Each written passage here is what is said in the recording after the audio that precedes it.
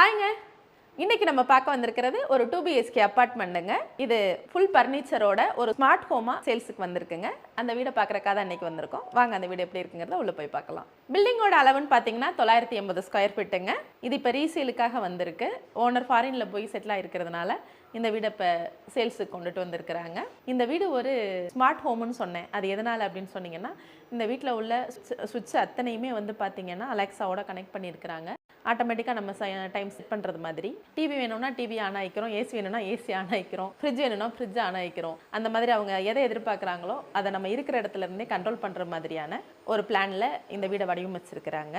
வீடை முழுசும் அவங்க எடுத்து இது முழுசுமே கம்ப்ளீட் செட்டப் அத்தனையுமே அவங்களோட டேஸ்ட்டுக்கு தகுந்த மாதிரி சேஞ்ச் பண்ணியிருக்கிறாங்க. அந்த மாதிரி பண்ணி இதை ஒரு ஸ்மார்ட் ஹோமாக அவங்க மாற்றிருக்கிறாங்க. இப்போ இங்கேருந்து ஃபாரினுக்கு ஷிஃப்ட் ஆகிற ஒரு நிலைமை வந்ததுனால அவங்க மாறி போயிருக்கிறாங்க.